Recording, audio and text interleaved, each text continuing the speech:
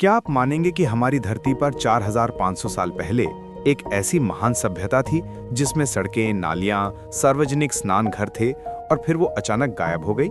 नहीं, कोई युद्ध विनाश नहीं देखता, कोई विशाल आग नहीं दिखती। फिर क्या हुआ? आज हम उसी रहस्य को उजागर करेंगे। सिंधु घाटी सभ्यता आखिर क्यों और कैसे खत्म हुई? यदि आप इतिहास करना चाहते हैं दिलचस्प, ठोस और चुनौतीपूर्ण, तो ये वीडियो आपके लिए है। हम बात कर रहे हैं उस सभ्यता की जिसे अक्सर हड़प्पन संस्कृति भी कहा जाता है, यानी इंडस वैली सिविलाइजेशन। इसकी जड़ें जाती हैं लगभग 7000 ईसा पूर्व तक, लेकिन मुख्य रूप से ये अपनी महान शहरी स्थापना के समय 2600 से 1900 ईसा पूर्व में उभरी। इसने इतनी बड़ी भौगोलिक पृष्ठभूमि घेर ली थी कि दुनिया की प्राचीन सभ्यताओं में ये एक प्रमुख स्थान रखती है। ये सभ्यता ही थी जिसने शहर योजना, नालियों, सार्वजनिक स्नानघरों, मानकीकृत वजन माप और लंबी दूरी के व्यापार का प्रयोग किया। तो बात यह है, इतनी व्यवस्थित, इतनी उन्नत सभ्यता थी, फिर अचानक धुआं सा उड़ गई। अब हम विस्तार से देखेंगे क्या हुआ था, क्यों हुआ था और क्या इसका मतलब है आज के लिए। चरणबद्ध पतन। 2600 से 1900 ईसा पूर्व तक ये सभ्यता चरमता रही। इसके बाद लगभग 1900 ईसा पूर्व से शहर, नगर धीरे धीरे खाली होने लगे और लोग छोटे छोटे गांवों की ओर पलायन करने लगे। प्रमुख शहर जैसे मोहेंजोदाड़ो, हड़प्पा आदि परित्यक्त हुए। किन कारणों से? यहाँ कोई एक कारण नहीं मिलता, बल्कि बहुकारक स्थिति थी। जलवायु परिवर्तन और मानसून का कम होना। शोध बताते हैं कि गर्मियों में मानसून कमजोर हुआ, वर्षा कम हुई और खेती मुश्किल हो गई। उदाहरण के लिए वुड्स होल ओशनोग्राफिक इंस्टीट्यूट की एक रिपोर्ट कहती है कि 2500 ईसा पूर्व के बाद से मानसून प्रणाली में व्यवधान आया था।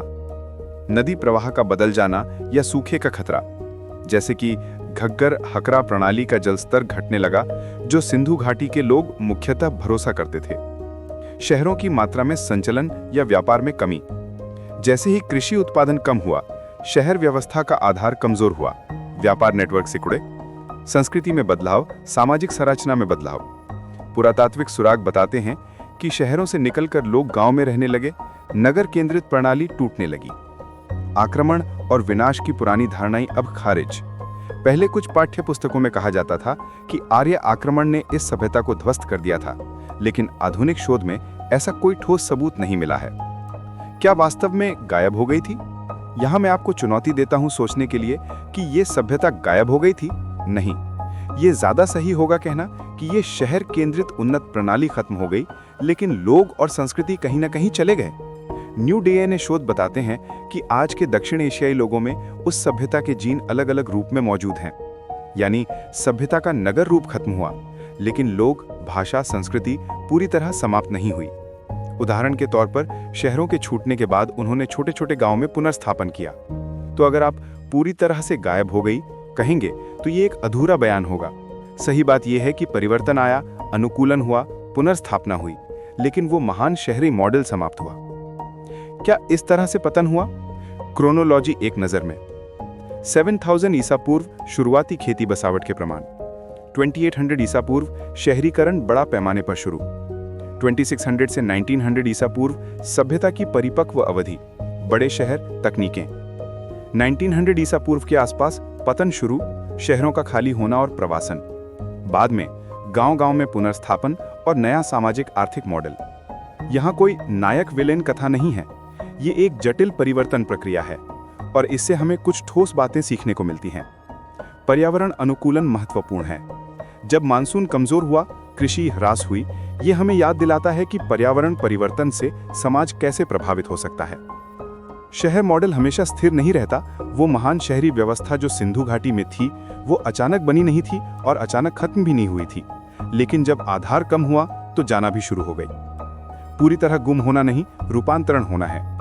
बाजार व्यवस्था, सामाजिक संरचना, भाषा, संस्कृति, ये सब स्थिर नहीं रहते, बदलाव आते हैं। इसलिए हमें अपना इतिहास देखना होगा सिर्फ मुक्ति या विनाश की दृष्टि से नहीं, हमारे समय के लिए चेतावनी भी है। आज जब हम जलवायु परिवर्तन, स्रोत संकट, कृषि सुधार आदि से जूझ रहे हैं, तो सिंधु घाटी की कहानी हमें बताती है कि समय पर बदलाव ना आए तो परिणाम क्या हो सकते हैं। तो आज आपने जाना क्या हुआ था सिंधु घाटी सभ्यता के साथ, क्यों हुआ था और क्या इसका मतलब है आज के लिए। ये सिर्फ एक पुरातात्विक कहानी नहीं है, ये हमारे लिए चेतावनी और अवसर दोनों है। अगर आप इतिहास को सिर्फ पुराना होना नहीं बल्कि सीखने योग्य मॉडल मानते हैं तो ये विषय बेहद मायने रखता है। अगर आप वीडियो में कुछ सीख पाए हों तो लाइक और सब्सक्राइब करना ना भूलें, क्योंकि आगे भी हम ऐसे गहरी बातों पर उतरेंगे। और अंत में, अगर आपके मन में कोई सवाल है, कोई बात जो आपने सुनी है लेकिन समझ नहीं पाई है, तो कमेंट में लिखिए, मैं जवाब दूंगा। धन्यवाद, अगले वीडियो में मिलते हैं।